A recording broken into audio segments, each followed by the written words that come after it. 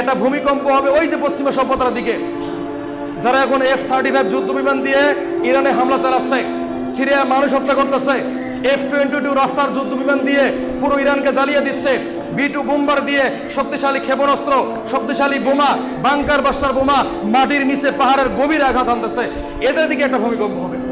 কি হবে তাতে? নিউ ইয়র্ক শহর থাকবে না, লন্ডন শহর থাকবে না, টোকিও থাকবে না। ওই যে জাপানের হিরোশিমা এবং নাগাসাকিতে যে পরিমাণ ভয়ঙ্কর ঘটনা ঘটেছিল, তো এই পশ্চিমা সভ্যতার দিকে এইরকম ঘটনা ঘটবে। এই জন্য নবী সাল্লাল্লাহু আলাইহি ওয়াসাল্লাম বলছেন, শেষ জামানায় তোমরা শহরের দিকে যেও না, শেষ জামানায় তোমরা শহর থেকে দূরে প্রত্যন্ত এলাকায়, গ্রামাঞ্চলে তোমরা ছোট ছোট ঘর তৈরি করো, এখানে তোমরা কিছু গবাদি পশু লালিত পালিত করো, নিজেদের খাবার নিজেরা তৈরি করার চেষ্টা করো, কেননা শেষ জামানায় এই সমস্ত শহরকে ধ্বংস করে ফেলা হবে। এই জন্য যারা বুদ্ধিমান তারা দেখবেন এখন শহর কেন্দ্রিক জীবন যেমন বাদ দিয়ে দিয়েছে, তারা এখন গ্রামে চলে যাচ্ছে, প্রত্যন্ত অঞ্চলে চলে যাচ্ছে, কেননা যদি পৃথিবীতে মহাযুদ্ধ লাগে সর্বপ্রথম এই শহরগুলোকে ধ্বংস করা হবে, তারপরে গ্রামের দিকে তারা ধীরে ধীরে ঢুকবে। তো পৃথিবীর পূর্ব দিকে একটা ভূমিকম্প হবে, এই যে আমাদের এই দিক, এই যে ভারত, পাকিস্তান, বাংলাদেশ, আফগানিস্তান, এই দিকে একটা ভূমিকম্প হবে। কেন হবে? অশ্লীলতার কারণে, জেনাবে বিচার কারণে, এই যে মানুষের অর্থ সম্পদ যে আমরা লুট করতেছি, এই জন্য এইদিকে একটা ভূমিকম্প হবে।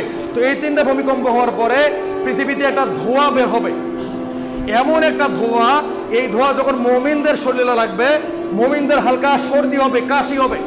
আর যখন কাফেরদের শরীরের মধ্যে লাগবে, কাফেরদের এই নাক দিয়ে মুখ দিয়ে রক্ত বেরোতে থাকবে। এরপর হচ্ছে কি, ইয়েমেন থেকে একটা আগুন বের হবে। এই ইয়েমেন নামে একটা দেশ আছে, চিনেন না?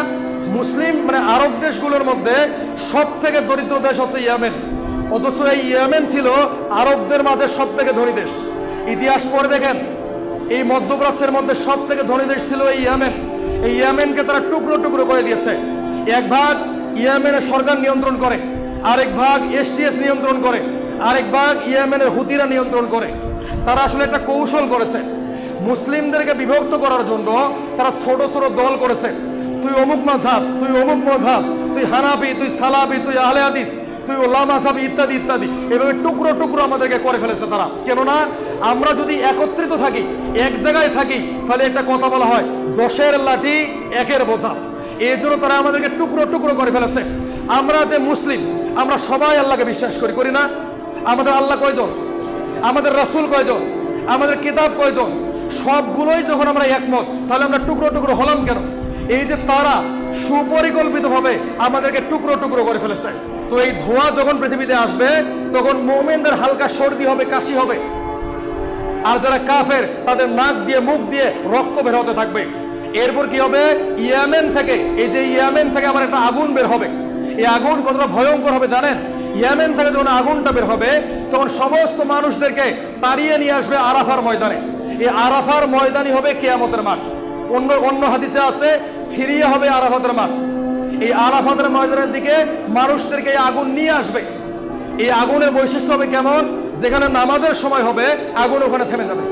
আপনি নামাজ পড়লেন, আবারও আগুন আপনাকে এদিকে পিছন থেকে ধাওয়া করতে থাকবে। এইভাবে সবাইকে তারা এই সিরিয়ার ময়দানে উপস্থিত করবে। এরপর সর্বশেষ আলামত প্রকাশ পাবে, সেটা কি? পশ্চিম দিক থেকে সূর্য উদিত হবে। নবী সাল্লাল্লাহু আলাইহি ওয়াসাল্লাম বলছেন, লা তাকুমুস সাআতু হাত্তা তাতলুয়া আশ-শামসু মিন মাগরিবিহা। ততদিন পর্যন্ত কিয়ামত হবে না যতদিন পর্যন্ত না পশ্চিম দিক থেকে সূর্য উদিত হচ্ছে। হাত্তা তাতলুয়া আশ-শামসু মিন মাগরিবিহা ফাইদা তুলাআত ওয়ারাহান নাস। তখন সমস্ত মানুষ ভয় পেয়ে বলবে, হে আল্লাহ আমি ঈমান আনলাম, হে আল্লাহ আমি ঈমান আনলাম। তখন আল্লাহ রাসূল বলছেন, তখন এই ঈমান তাদের কোনো কাজে আসবে না। কেন আসবে না জানেন? কেননা কিয়ামতের যখন বড় বড় আলামতগুলো প্রকাশ পাওয়া শেষ এবং পশ্চিম দিক থেকে সূর্য উদিত হবে, তখন তওবার দরজাটা বন্ধ হয়ে যাবে। আর তওবার দরজা যখন বন্ধ, তখন আপনি যত কান্নাকাটি করেন, যত ইবাদত বন্দি করেন, কোনো লাভ নেই। এজন্য নবী সাল্লাল্লাহু আলাইহি ওয়াসাল্লাম বললেন, এই 10টা আলামত দেখার পরেই কিয়ামত হবে।